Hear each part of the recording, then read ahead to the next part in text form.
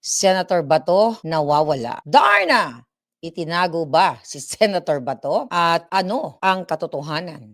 Nag-aalapalos ba si Senator Bato? Okay, mga kababayan, narinig na natin ang kasinungalingan ni Bangag, nakarinig na natin, mamaya balikan natin, no? Narinig natin ang kasinungalingan ng mga tauhan ni Bangag, si Tibag, si Clarissa Taratara Castro, ang PNP, si Nartates, at marami pang ibang mga kasinungalingan. But ganun pa man, mga kababayan, medyo mainit dahil may mga reports na hinahanap nila si Senator Bato. May mga pictures si Attorney Torion na selfie with Senator Bato na according to him, nasa loob pa si Senator Bato. Pero kung ako ang tatanungin nyo, dapat talaga si Senator Bato ay nasa safe place na hindi siya pwedeng madukot ng mga bangag. Nakakagalit naman talaga ang bangag administration. Marami kasing nagsasabi na, di ba, nung isa sa mga interview ni Senator Bato, no, na sinabi niya, tanga ka na lang, parang hindi eksakto, hindi verbatim, pero ito yung konteksto na parang tanga na lang daw siya kung magpapahuli siya dito, okay, sa mga kidnapper. So, tinanong siya ng reporter, so parang ibig mo bang sabihin si PRRD ay tanga dahil nagpahuli siya? May ganun insinuation ang reporter. Pero gusto ko muna pag-usapan yan. Sabi ni Senator Bato, of course not. Hindi yun ang ibig niyang sabihin. Magkaiba kasi ang sitwasyon ni Senator Bato ng gustong pagdukot ni Marcos Jr. sa ginawa nila kay PRRD. Number one, tignan natin yung age. At yung situation ni PRRD, kasama niya yung pamilya niya.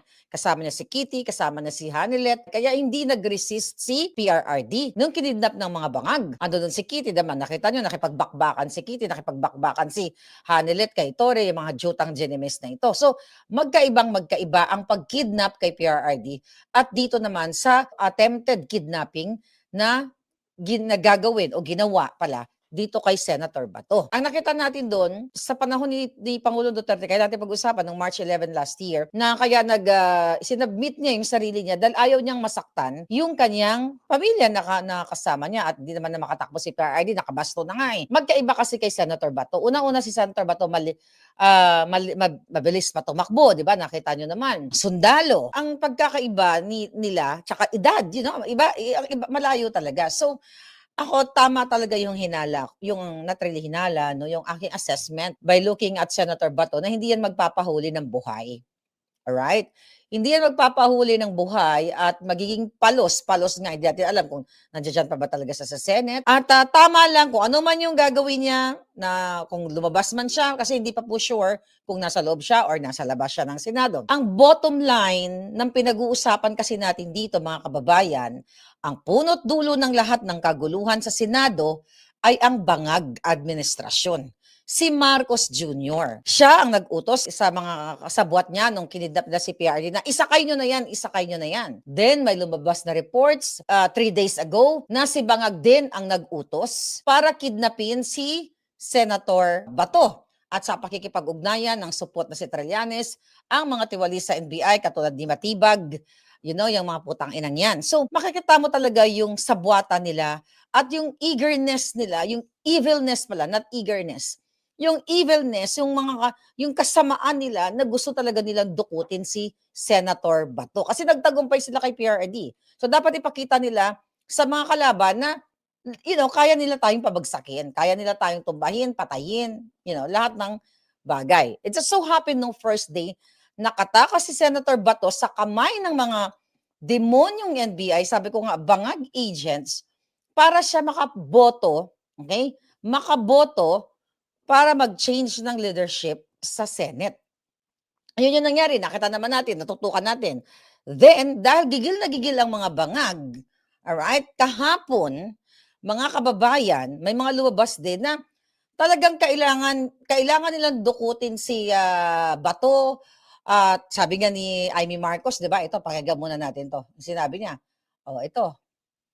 Ang sabi ng NBI agent, inutusan daw sila personally and directly ni BBM, arrest Bato at all costs, kahit sino pa ang mamatay, kahit sino pa ang madali, basta pasukuin si Bato. Ngayon din. Ayan. Okay. Tapos napanood yun naman na siguro yung kasinungalingan. Huwag natin panoorin yung kaputahan ni Bangag. Di ba? yung mga kanyang kasinungalingan. So, nagsabi ang NBI, according to that post ni Amy Marcos, na talagang arrest ba to at at all cost. Kumbaga, walang kisihoda kung sinong mapatay. That is very Liza Tanas and Liza at Marcos Bangag at mga kasabwat nila. So, aarestuhin nila dahil pwede kasing mag-change uli, 'di ba? Or pwede silang pumatay ng tao, pwede lang gurgurin si Alan Cayetano o kung sino man kasi sabi nga ni ng NBI to Amy Marcos na walang pakialam si Bangag kung may mamamatay. Kisihoda kung sino man ang mamamatay, 'di ba? Kasi ganito sabi ko nga sa inyo, ganito ang Bangag administration. Kaya bago pa ito nangyari mga kababayan, ako talagang assessment ko kay Senator Bato, sabi ko nga, hindi ito magpapahuli ng buhay. Remember, kumanta pa siya. Kahapon, kumanta siya ng PMA hymn nila na kung saan makikita mo yung kanyang very emotional na mensahe sa kanyang mga kabaro o kanyang mga comrade. 'Di ba? Kaya sabi ko nga, nung pinapanood ko to, mukhang handa na siyang mamatay, do or die. It's either makagurgur o siyang magurgur kasi you have to defend yourself. Remember? You have to defend yourself kapag kinikidnap ka. Kasi nagdesisyon na ang Korte Suprema na binibigyan ng 72 hours ang kapo ni Senator Bato para sumagot. Right? Ngayon, mga kababayan, nung narinig ng mga bangag yun, kaya doon pumunta sila sa Senado para dukutin si Senator Bato. Pero, nagsinungaling si Marcos Jr. na, 2 hours nga ako na nagmo-monitor ako sa nangyayari, ganyan-ganyan. Nakita niyo kung gaano ka-inutil si Marcos Jr. Nakita niya, nagkakagulo na ang kanyang mga anak. Kunyari, siya yung tatay na adik. Hindi kunyari, siya naman talaga. Nagkakagulo na, hinahayaan niyang magpatayan muna. Manunood muna siya, okay? Na nagpapatayan ang mga Pilipino bago siya gumawa ng script kagabi, di ba? Yung script niya. So ngayon, mga kababayan, talagang makikita mo hayop na to na demonyo talaga. At sinasabi niya, wala ni isang NBI na nandoon. Kasi nung naglabas ang Supreme Court ng bandang mga 4:00 na binibigyan si Bato ng 72 hours, ang tinawagan ko si Matibag, nandoon daw sila lahat sa opisina, ganyan-ganyan. Pero hindi, inano may post si Edwin Amora na hindi pala 4 p.m. nilabas yung statement o ng desisyon ng Korte Suprema para magpaliwanag si Senator Bato around 6 something na, between 6 to 7 p.m. So doon pa lang nagsisinungaling na si Bangag na sinasabi niya ni isang NBI wala daw pumunta sa Senado. Nakita nyo, nagsusuntukan ang kanilang mga kasinungalingan kasi kung nagsisinungaling ka, sabi nga, pag nagsasabi ka ng totoo, kahit lasingin ka, paluin ka sa ulo, basta nandoon pa rin yung ulirat mo, yung sequence of events, yung information, yung factual information, hindi ka magkakamali kung nasa tama ka. Dahil yung kanilang script, labo-labo sila, iba yung sinabi ni Bangag, wala ni isang NBI, ganyan-ganyan. Tapos nakita nyo naman sa video, na may mga NBI na nandoon, mga NBI agents, may mga sasakyan na nakatambay doon. Right? So ngayon, noong nalaman ng taong bayan, dahil may mga videos naman, andyan lang naman sa Boljak TV na Boljakan natin sa Facebook at sa iba-iba pang mga Facebook ng ating mga kapwa vloggers, reporters, and social media influencers. Di ba? Nung nalaman na may nagpaputok na taga-NBI, ang sinabi kanina sa press ko nila, like few minutes ago, na ay, sabi ni Tibag, ano lang yun, driver lang yun, volunteer lang kasi namin yun. Sa NBI kasi may mga nagbo-volunteer, ganyan-ganyan, but they're not official sa NBI. Nakita nyo? Linilihis nila para masabi na totoong sinasabi ni Bangag na walang NBI. Hindi NBI yun. Ano yun? Hindi yun official, driver lang yun. Volunteer lang yun. Nuknukan ng kasinungalingan. Then, mga kababayan, okay? Yung kanilang paglililang sa taong bayan, halatang-halata talaga kasi eto talaga yung mga mga kidnapper style. Ganito ang mga kidnappers, ganitong masasamang damo na wala silang pakialam kung may mamatay, magkagulo ang Pilipino, may masaktan. Ganito po ang sitwasyon ninyo sa Bangag Administration. Kaya nga nung kumanta si Senator Bato, nung sinasabi niya, basahin na lang natin kasi hindi ko naman alam ang tono nito, baka magsitonado ako part 2. Sabi niya, pinost natin to pinaliwanag natin sa inyo lahat para maintindihan. Sabi niya, pinost natin to, when bells for us are rung, sabi, when bells for us are rung, di ba? Sabi niya ganun. So mga kababayan, ang ibig sabihin, ang mensahe ng pagkanta ni Senator Bato ng PMA hymn na ito ay panawagan sa kanyang mga kasamahan na sa gitna ng paggigipit ng bangag na gusto siyang kidnapin, alright? Naging emotional siya at kinanta niya itong hymn nila na PMA, O Hail to Thee. Okay? When bells for us are rung and our last stops is sung, let generations see our country free. Ang ibig sabihin nito mga pangalaga, binaybay natin ang bonggang-bongga. When bells for us are rung, kapag tumunog na ang kampana para sa amin, meaning ito ay simbolo sa huling pagpupugay sa isang sundalo o kadete na parang kampana sa libing o hudyat na tapos na ang kanyang misyon sa mundo. And our last stops is sung. Ibig sabihin, at ang huli naming tops ay pinatugtog na. So nung narinig ko yon, sabi ko, do or die na to si Senator Bato. Kasi emotional ka eh. Parang ano yan yung pag kumakanta tayo, ako, yung ang mamatay ng dahil sa'yo. Yung bang ginawa mo yung tama bilang isang Pilipino, ginawa mo yung tama bilang isang sundalo, bilang isang pulis. Tapos ito ang gagawin sa'yo, mas matamis mamatay ng lumalaban sa mga demonyo kaysa naman magpahuli ka sa mga kidnapper na katulad ni Bangag, ni Matibag at lahat ng mga kasabwat nila. Then ito sa isa sa mga lyrics, let generations see our country free. Ibig sabihin, naway makita ng susunod na henerasyon ang ating bansang malaya. O lead to righteous way to those solid ranks of grain. Gabayan sa matuwid na landas ang hanay ng ating mga kabaro o mga naka-uniforming gray. Okay, gray yung kulay ng suot nila, di ba? At ang sabi dito, thy virtues to display, Academy, O hail to thee. Mga kapalangga, ipakita namin, sabi niya, ang iyong mga bertud, akademya, at saludo kami sa iyo. Ngayon, mga kababayan, bakit ito kinanta ni Senator Bato? Pinapaalala niya sa kanyang mga kabaro na anuman ang mangyari, manatili ang prinsipyo sa panindigan at sa sinumpaang tungkulin. Yun ang ibig sabihin na damayan siya. Ako, assessment ko lang to na yung natutunan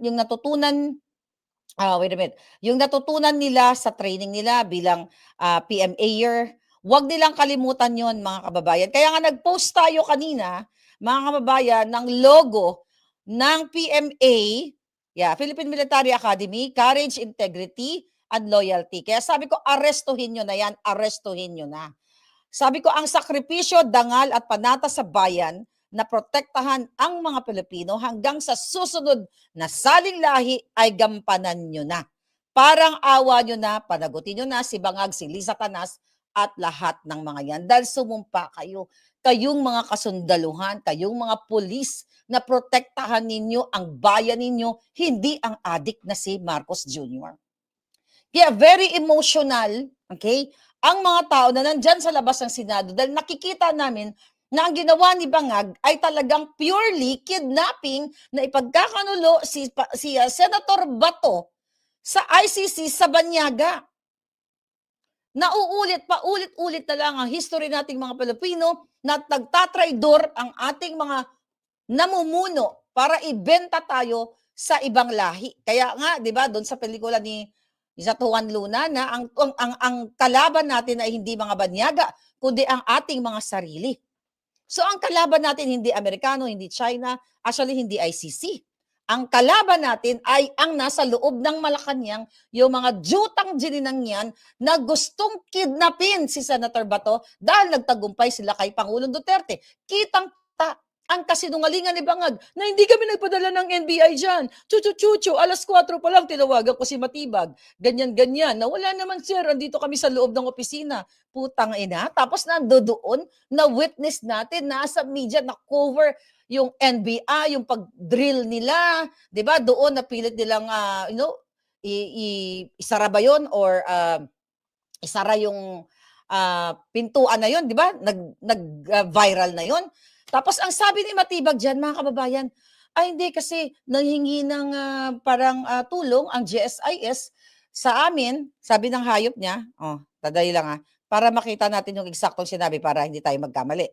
Alright? Sabi ng ulol na julol na Matibag, mga kababayan, alright? Itong ayan, sabi ng hayop na 'to, grabe talaga. Grabe talaga ito, mga palangga. Ang sabi niya, humingi na daw ng tulong ang GSIS sa kanila dahil nga daw may mga usaa ay nandoon, okay, nandoon sa GSIS building. So ngayon, mga kababayan, ang sabi ng hayop na 'to, na bakit daw may drilling. Sabi niya, tinatanggal po nila yung lock because the access from the Senate going to GSIS. Yung susi po, ang report po sa akin ni GM Veloso is nandoon sa Senate. Gusto niya isara yung lugar na yon kasi labas-masok na ang mga tao at hindi na ma-secure ang employees. Kaya kung makikita nyo po yung video, drilling, tapos hinaharangan ng metal cabinet para hindi po madaanan ng lugar na yon. Una, sinungaling. Kung kailangan nila ng mga utility personnel, na meron pala kailangan isara doon na pinto. Bakit ang NBI ang magdidrill? Part ba yan? Tangina mo, Matibang hayop kang supot ka. Part ba ng trabaho ng NBI agents na mag-drill? Di ba merong utility personnel ang bawat building? Alam ko yan. Dahil ahente ako dati. Bawat building na yan, may mga engineering departments, may automotive something, yung nag-aalaga o nag-take care ng mga cars, electrical, chuchu-chuchu, mga ganyan. Bakit NBI, ang putang ina mo kang putang ina kang kahayup-hayupan ka, bakit NBI ang magdi-drill? Kung nangihingi pala, kung kailangan nyo pala takpan yon o saraduhan, dahil labas-pasok yung sinasabi mo nga tao, doon pala nagsisinungaling ka ng puki ng ina ka eh. Mga kababayan, maintenance, thank you for that. Thank you, Marian. Yeah, maintenance. Bakit hindi tawagin yung maintenance guy para mag-drill? Eksperto ba yan, yung mga NBI na yan? Di ba? Ang expertise na mga yan, maghawak ng baril, pumatay ng tao, o yun o magtapo ng mga tao na gusto nilang itapon sa ilog o sa bundok.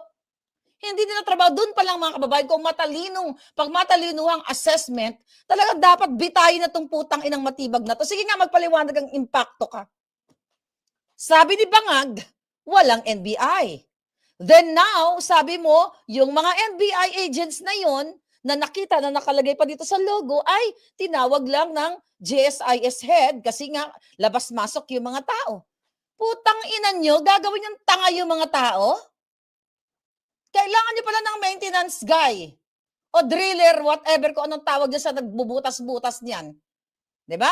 Bakit hindi yun ang tawagan itong GSIS head na ito, mga kababayan? Nakita nyo kasinungalingan? So nagsusuntukan. Dahil si Bangag, natataranta na kagahapon, madaling araw dito sa Amerika, no? Dahil nga hinahanap na rin natin siya, nasaan na yung hayop na Bangag? Dahil, yun na yung unang script nilang nilabas para lang masabi ni Bangag na hindi ako nag-utos na ipapadampot, na ipapa-aresto si Bato kasi kailangan natin sumunod sa batas.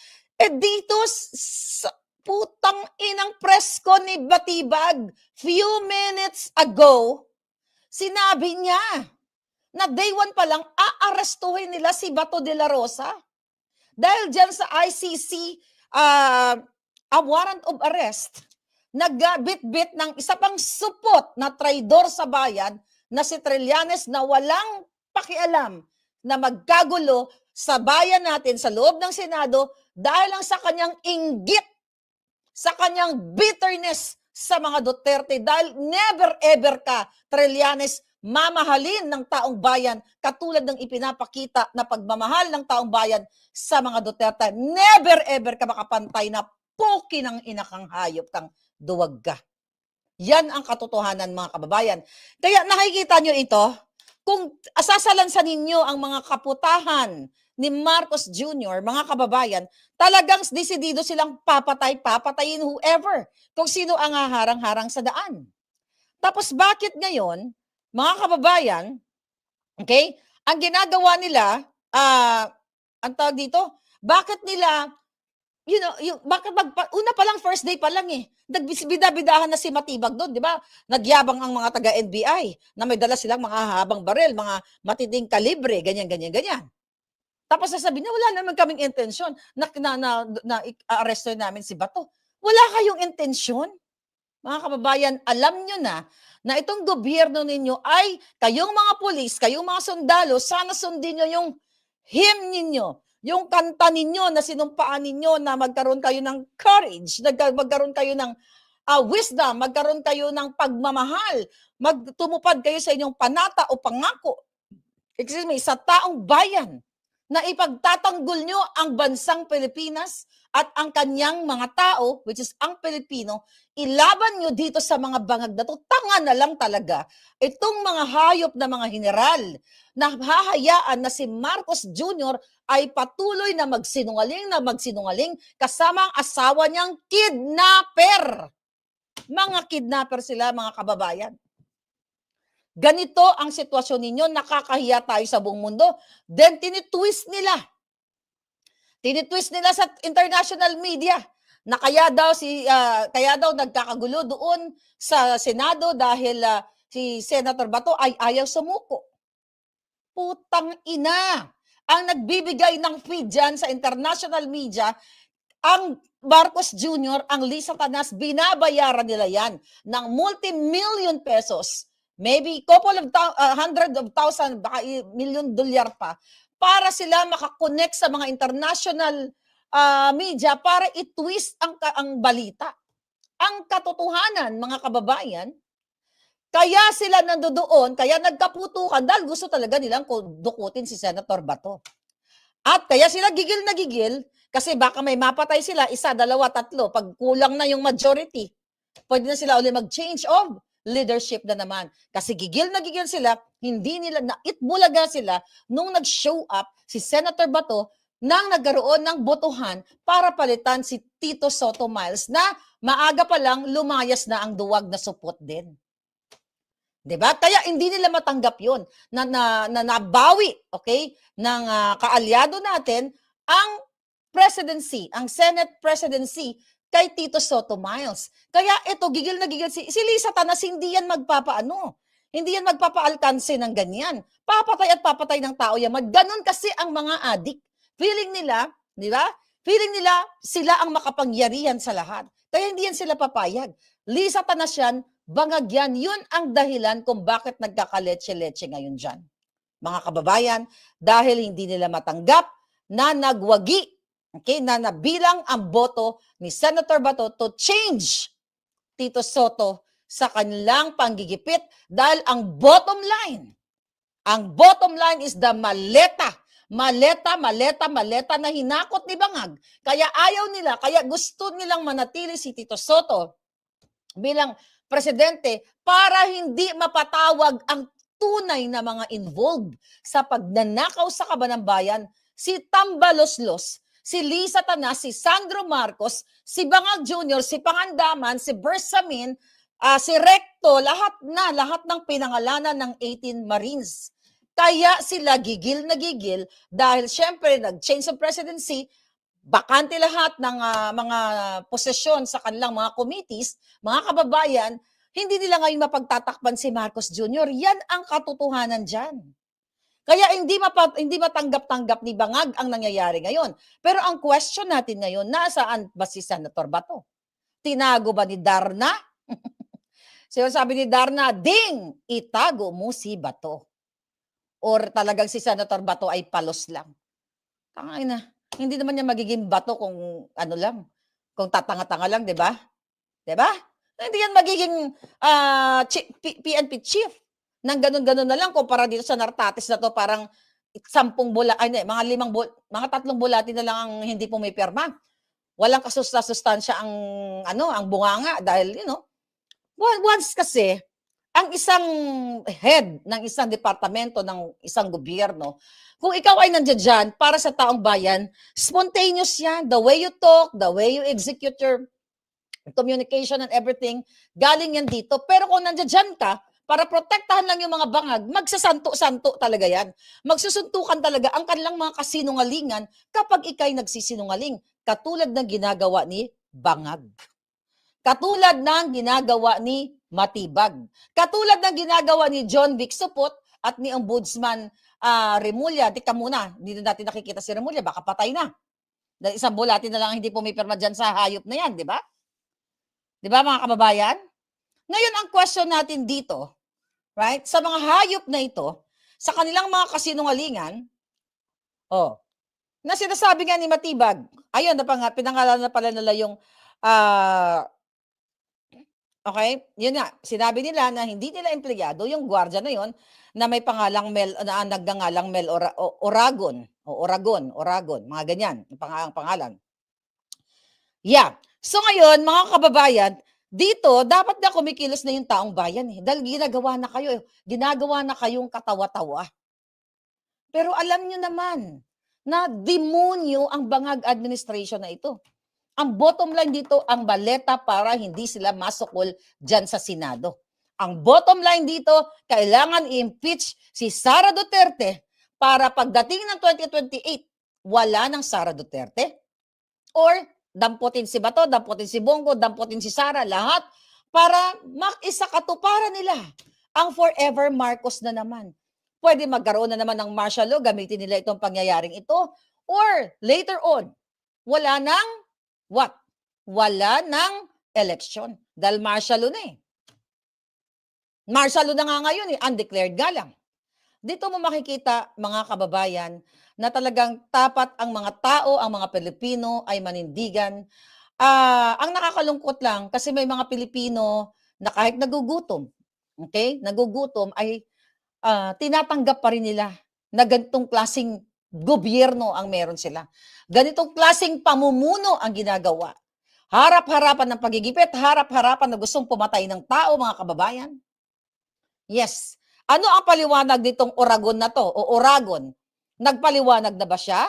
Bakit hindi ipatawag yan? Bakit puro kasinungalingan ang finifeed nitong Bangag administration na ito? Doon pa lang sa statement ni Bangag kagabi, mga palangga. Doon pa lang sa statement ni Bangag kagabi, dapat alam nyo na nanuknukan siya ng sinungaling. Saan ka makakakita ng presidente na nanunood lang habang nagpapatayan ang kanyang mga kinasasakupan? Ibig sabihin, mga kababayan, adik lang. Nagkakaroon siya ng satisfaction habang nakikita niya na nagkakagulo ang Senado, nagkakagulo ang police, ang mga military. Yan ay pang-adiktos lang yan, mga kababayan. So ngayon, right, ang eksena ngayon, gusto ni Amy Marcos na tanggalin si Matibag. Kaya nanawagan siya, natanggalin daw si Matibag at yung iba pa. Ito si Amy, okay ka na sana dyan. Okay, so far kakampi natin siya dyan sa Senado. Good thing yan. Okay, pero never again. Okay? Kasi dapat, mamuno na siya eh. Dahil alam niya ang kapatid niyang adik. Bakit si Matibag ang tatanggalin? Ang kapatid mo dapat ang tanggalin. Di ba gigil ka kay Lisa Tanas? Dahil sabi mo nga, napapaligiran na ang kapatid ko. Ay, ading ko. Napaligiran na ikaw ng demonyo. Alam mo na pinagigiligiran na ng demonyo si ading mo at alam mong adik. Manguna ka. Ikaw ang manguna, manawagan sa Senado, sa kapwa mo senador. Ikaw ang manawagan, Amy, sa PNP, sa AFP, na sabihin mo, adik ang kapatid mo. Magnanakaw, kidnapper ang kapatid mo. Hindi pwedeng si Matibag lang.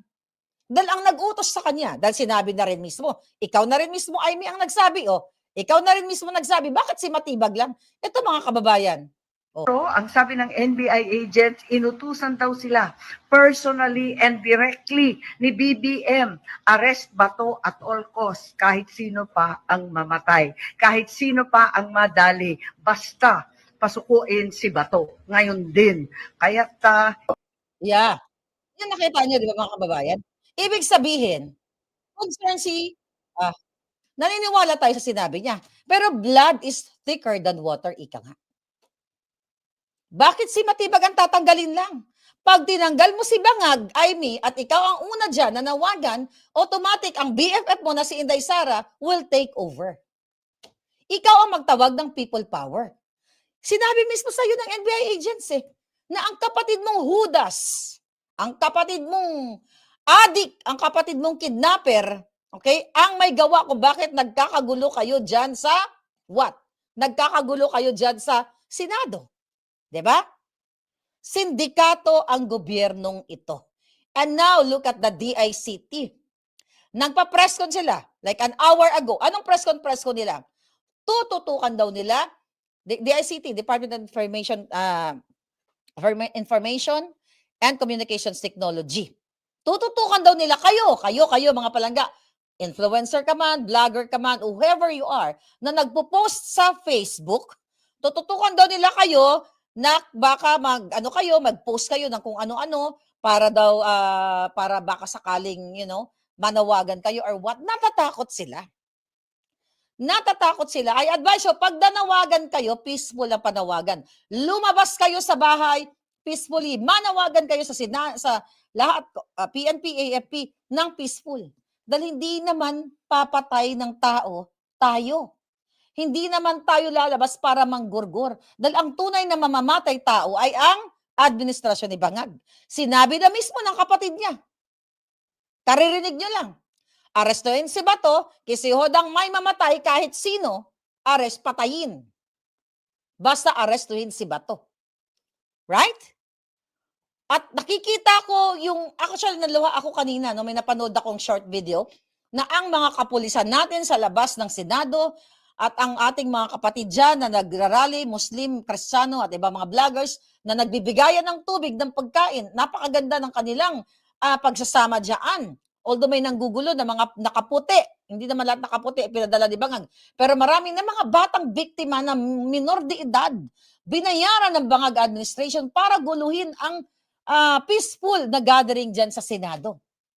Mga kababayan, ang hayop na gobyernong Bangag na ito talaga ang kasalut-salutan. Kaya sila natatakot. Kaya yung DICT ay winawarningan tayo na sa mga posting natin, baka manawagan kayo dyan, gorgorin si Bangag. Huwag kayo manawagan na ganun. Pwede mo sabihin, gorgorin sa pwesto. Not literally na gorgorin. Kasi hindi niya naman kaya manggurgor kay Bangag. Nakapaligid dyan ng mga demonyo niya, di ba? Unless na lang ang gumurgor kay Bangag, mismo yung nasa likod niya. Pero tayo, wala tayong kakayahan yan. So, peaceful gathering ang ating pananawagan at himukin natin ang puso, ang kaisipan ng mga AFP, PNP na sana hindi na sila magpakasupot-supot dahil nakikita naman nila yung ginagawa nitong Bangag administration na ito. Right? Yes, may mga reports na may nagorgor daw doon kagabi. So we don't know yet. Okay, hindi rin natin alam kung nandoon pa si Senator Bato, although may mga balita na natagpo na may sighting daw, mga kababayan. Actually, bago ko makalimutan, may nag-send sa atin, no? Breaking. Senator Robin Padilla is reportedly at NAIA at 4 a.m. today, though it remains unconfirmed if the Senate authorized any foreign travel. This development follows reports that Senator Bato de la Rosa exited the Senate premises at 2:30 a.m. today. The Senate's final session day is scheduled for June 4. Okay, nagbakasyon lang siguro, mga kababayan. So, ako, sa tingin ko wala na si Senator Bato dyan sa loob. Kaya nga tuwang-tuwa ako. Kung yan ay wala na siya dyan, lalong magwawala sa galit talaga itong gobyernong Bangag. Galingan mo, Senator Bato, dahil ang sabi naman ni Senator Bato, sasagutin niya lahat ng kaso na gustong ibato sa kanya sa ating bansa sa local courts. Pero, hindi sa mga banyaga dahil, ulitin natin, kapalit ng maleta, according sa 18 Marines, binigyan si Sopot Trillanes at ang ICC nakipagsabuatan sila para what? Ipagkanulo si PRRD. Ako ang unang nag-expose sa inyo yan, 2023. Pinakita ko pa sa inyo ang mga passport ng mga putang inang taga-ICC na yan. So itong pinag-uusapan natin, matagal na dapat nawala ang mga bangag na yan. Dahil nagsabuatan talaga si Lisa Tanas, si Marcos Jr. sa taga-ICC. Kaya dapat hindi na sila magtagal dyan sa Malacanang nadala. Ang ginagawa nila ni Bangag dyan, magsinghot, magnakaw, mag-orgy, maglasing ang mga jutang ginimis. Nanakawin ang pera ng bayan, sigu-siguno. Tingnan nyo. Asa na si Tambaluslos? Ang sabi, di ba? Si Tambaluslos ay pinangalanan naman ni Zaldi ko yan eh. Bakit hindi mahuli-huli si Tambaluslos? Kasi lahat ng sinasabi ni Ombudsman Remulyang Hayop, yung ICI nila dati, at ni Tito Soto Miles about, at itong si Lacson about kay Tambaluslos, lahat yun ay mga script lang. Wala silang balak ikulong. Etong si Tambaluslos o panagutin. Kita mo, nakipagsabuatan si Tibag. Diba? Si Tibag na maggawa ng fake money, illegally sa recto, remember that? Doon sa kanilang alleged extortion daw, nitong patay gutom vlog, di ba? Ganyan-ganyan. So, talaga nilabag nila yung batas para daw what?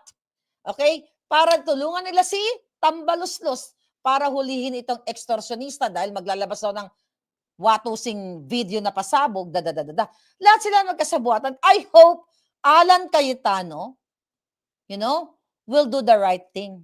Kasi sabi ko nga, itong si Alan Cayetano, gigil na gigil ito dati kay Marcos Jr.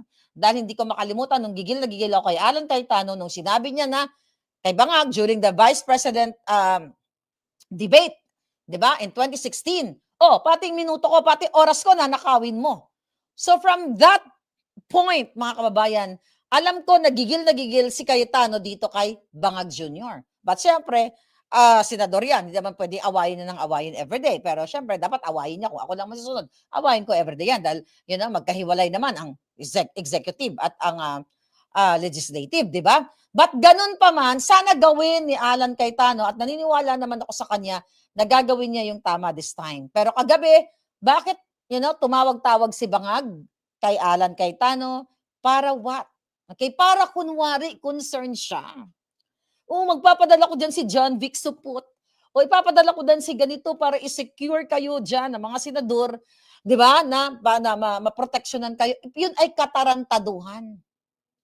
Katarantaduhan yun para lang masabi na concern si Bangag sa mga senador. Pero ang totoo, siya ang mastermind.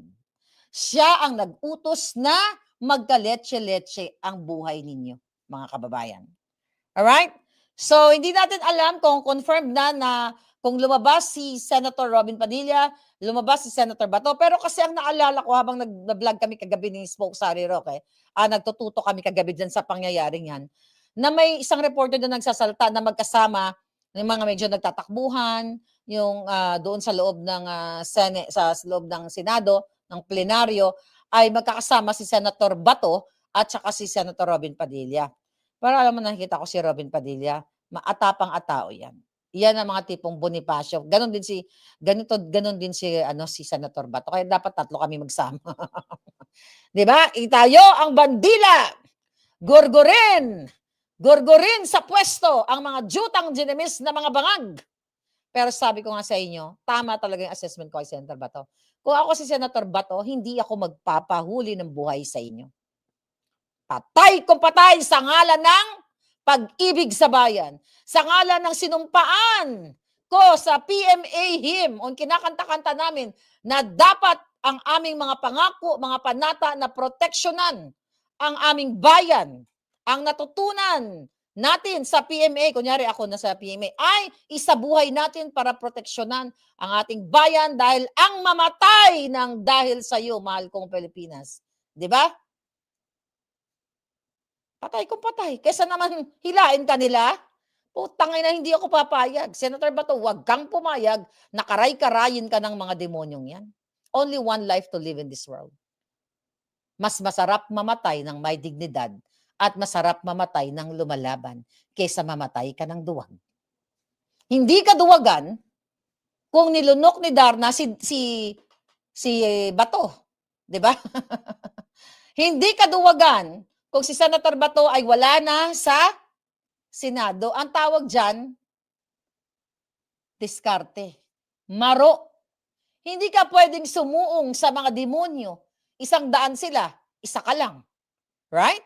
Hindi mo puwedeng pagbigyan yung kagustuhan ni Satanas ni Bangag na siya ay kidnapin. Nag-kidnap na nga nila si ano, 'di ba? Na-kidnap na nga nila si PRRD. You have to do something. Kayong PNP, AFP, sabi nga ni Senator Bato, yung kanta ninyo ay inyong isabuhay. Alam niyo siguro kung ikaw ay sundalo, 'no, yung pinagdaanan mula sa pagiging kadete mo, from step 1, step 2, step 4, lahat ng mga laban mo sa buhay, kung ikaw nakipag-bang, bang, bang sa Mindanao o kung saan mang mga laban, iiyak ka talaga. Kasi ginawa mo yung serbisyo mo para sa bayan. Tapos uulihin ka lang, tapos ipagkakanulo ka sa banyaga, ay putang ina, magurgura na lang tayo, patay o buhay. Kung ako, hindi talaga ako papayag na hila-hilain ako ng mga adik. It's either ako o sila. Yun lang. And I hope safe ka, Senator Bato, dahil hindi, sinabi ko naman sa inyo yun. Kaya nga, di ba, nanggigigil ako sa kay, ako naman aminado, di ba? Nasabi ko, dapat noon pa, 2023 pa lang kung nakinig kayo kay Inday Maharlika, tapos na sana ang laban natin sa mga bangag. Kung sinuportahan nyo sana nung inilabas natin ang authenticated video, kung sinuportahan sana ni Amy Marcos yan. Yun ang pinakagalit ko kay Amy Marcos. Amy, kung sinuportahan mo sana yung authenticated video na nilabas ko noong 2024, kesa lumabas ka noong November 2025, tapos na ang adik mong kapatid, tapos na si Lisa Tanas, tapos na ang mga kasabwat nila, tapos na ang mga nagnanakaw ng mali-maleta. But hindi mo ginawa because blood is thicker than water. Yun, mga kababayan. Ngayon, ano ang mga eksena nila ngayon? So, kanya-kanyang palusot itong gobyerno ni Bangag. Mga kababayan, kanya-kanyang palusot na kunwari concerned sila sa inyo. Kunyari, mga kababayan, ipapatupad nila, susundin nila ang sinabi ng Korte Suprema, pero nanginginig pa ang bilat ni Lisa Tanas at ni Bangag, ang buli ni Bangag, magpadala ng NBI agents para kidnapin si Senator Bato. Alright?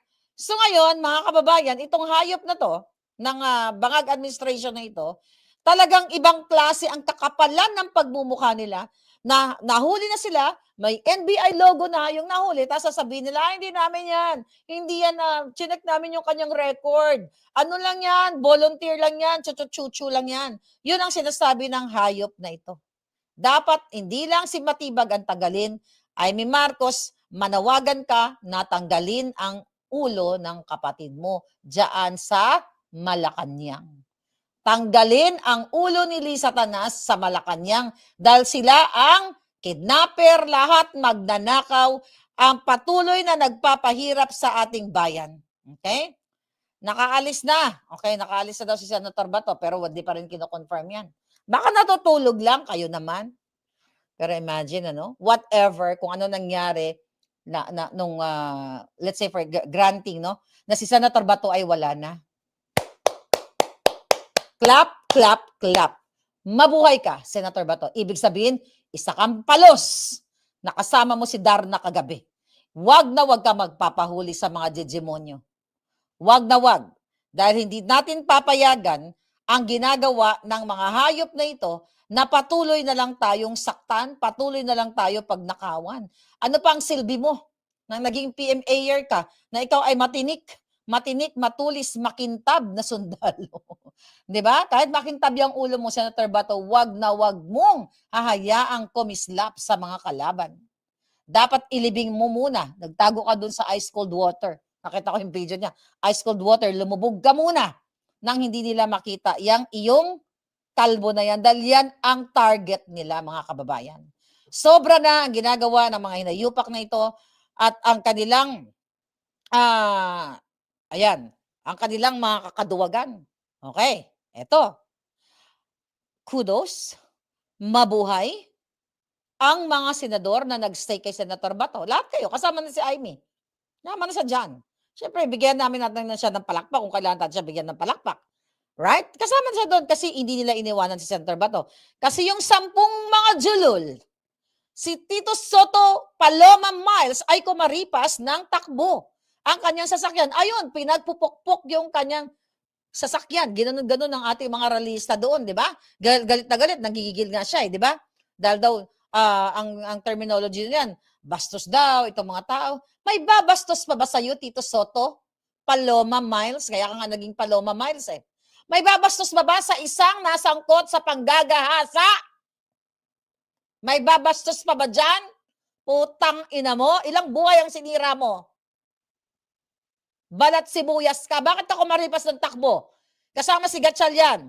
Si Ejercito, yung magkapatid na tulfong mga duwag, mga supot, mga murion, ang mga alpot. Sino pa? Si Virus, si Hantavirus. Yan, sikat siya ngayon. Si Jonggoy, Kiko Jonggoy. Si Bam, si Lito Lapid na support na tau-tauhan ng dyan sa Senado at sumisweldo ang impacto. At si Lacson, si Pinky, mga duwag. Kasi natimbrihan na sila na manggugulo si Bangag. Kaya iniligtas na nila ang kanilang sarili. Tignan mo mga duwag na yan. Yan ang mga taksil. Kaya congratulations na rin doon sa mga naiwan at sinamahan nyo si Senator Bato. Ganyan mga kababayan ang nangyayari ngayon sa ating bayan. At yung mga sumasawsaw na mga celebrity, mga siraulo, na, Senator Bato, magpaano ka na para matapos na itong kaguluhan na ito, isurrender mo na yung sarili nyo. Hindi sila nag-iisip. Ulit, ang uhuli, ang gusto humuli kay Senator Bato ay ang ICC. Kasi nakipagsabuatan si Bangag, hindi ang lokal na batas natin. Ilagay nyo yan sa mga utak ninyo. Ilagay nyo yan, di ba, na hindi ang ating local courts ang gustong kumidnap kay Senator Bato o humuli, kundi ang ICC dahil si Lisa Tanas at si Marcos Jr. ay nakipagsabuatan sa mga international lawyers o sa pamunuan ng ICC sa The Hague. Alright? So yan, sino mga nandoon? Sino mga naiwan doon, mga kababayan? Ngayon, mga palangga, malinaw pa sa sikat ng araw, sabi ko nga sa inyo kanina, alright, na ang ginagawa nila talagang para palitan or mag-kudeta uli sila para palitan si Cayetano ay para mapagtakpan si Bangag Jr., si Lisa Tanas, si Tambaluslo, si Sandro Marcos na ilang bilyon ang ninakaw sa inyo. Ewan ko nga ba sa inyo mga Pilipinong mga palangga ko. Minsan nakakagalit din kayo eh. 5,500 flood control, pinagyabang ni Bangag. Nakita nyo na walang 5,500 flood control. Ninakaw ng mga putang ina. Nakita nyo niya, mga bahay nyo hanggang ngayon lubog pa. Luzon, Visayas, Mindanao, dahil sa baha na yan. Pero okay lang sa inyo kasi nga naman ang mga Pilipino, napaka-resilient. Tayo ay umiinom-inom pa habang may baha. Naglalaro pa tayo ng basketball. Nagsiswimming-swimming pa tayo kahit na nasa liig na natin ang mga tai-tai na mga tubig dahil sa baha na yan. Diba? 11 daw. Sabi ni 11 daw yung tumakas. Oh, yeah, right. Thank you, Palangga. So nakita nyo, hindi ganun. Kailangan ninyo magkaroon ng dignidad sa Pilipinas, mamuhay ng maayos, hindi mamuhay ng punong-puno ng pagnanakaw, polboron, kidnapping, adiktos, ragbiktos, lahat na ng kasamaan sa bayan natin. Nandiyan, sabi ko nga, paglabas mo pa lang sa airport, harangin ka na ng mga extortionista diyan sa immigration. Yan ang katotohanan mga kababayan.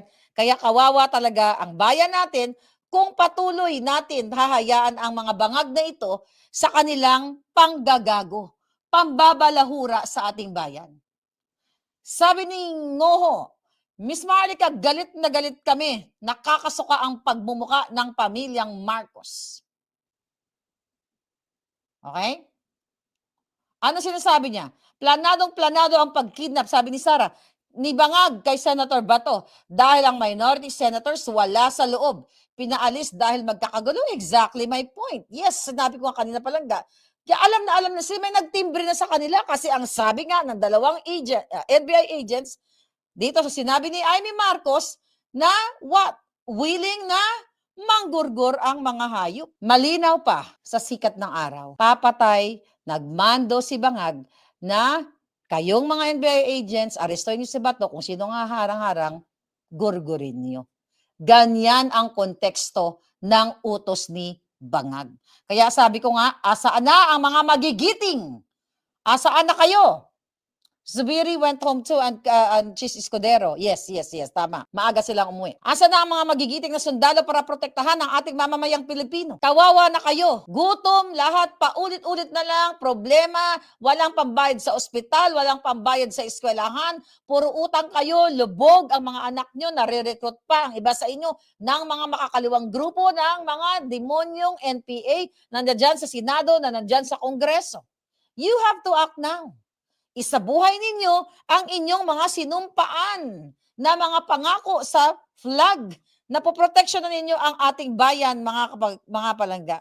Dahil dito sa ginagawa nila, hindi hindi uusbong ang bayan nating minamahal kung patuloy ninyong pananatilihin ang isang adik, ang isang orgerista. Tama ba? You know? Ang mga nag-o-orgy dyan sa Malacanang, ang mga nagbubugbugan, nagsasapakan dahil sila ay mga sabog na. Dapat ngayon na mga brusko. Mga brusko, sige, hindi ko na kayo tawagin supot. Kasi nagpapakasupot-supot kayo. Ang tagal niyong manindigan para sa inyong bayan. Puro na lang kalokohan. Sino naman maniniwala dito kay Matibag? Harap-harapan ang kanyang pagiging gago. Harap-harapan ang pagpipilit nila, pagsiga-sigaan nila. Ultimong mga simpleng mga mamamayang nag-vigil dyan, hinahamon niya, arestuhin mo yan, arestuhin mo yan. Di ba? Nakita niyo yung binubusya, minumura sa jutang ginimis ka, Matibag. Sabi ko, kung matino kang leader, hindi ka mumurahin ng tao. Sa halip ay mamahalin ka. Nakita niyo ba kung anong pagmamahal kay PRRD at kay Inday Sara kahit saan pumunta?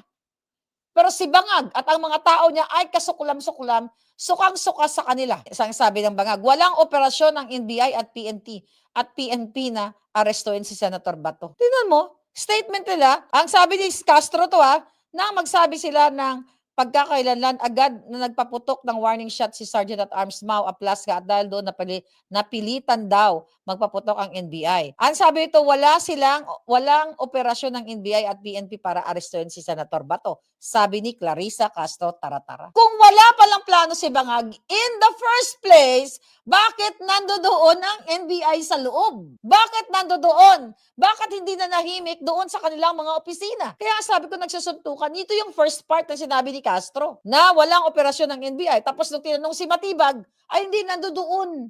Nandoon kasi tinawagan ako ni John Wick. Okay? Tinawagan ako ni hayop na yon not John Wick, si Vasco Veloso. Okay? Yung GSIS said. Tinawagan ako kasi kailangan yung impintuan, ganyan-ganyan. Sa first part, alam mo kung makikipakinggan mo lang talaga, matatawa ka at manggigigil ka. Kasi wala daw operasyon ng PNP at ang NBI. Then, after that statement, nung tinanong ng reporter si Tibag, ay hindi nandoon kasi tinawagan kami ng GSIS. Ginagawa kayong tanga, ginagawa kayong bobo, tas hinahayaan nyo na ang gobyernong ito gawin kayong bobo. You have to do something for your country, mga kababayan. Paulit-ulit na lang ang ginagawa ng hayop na gobyernong ito. Ano pa ba ang pwede nating igawin sa panahon ngayon?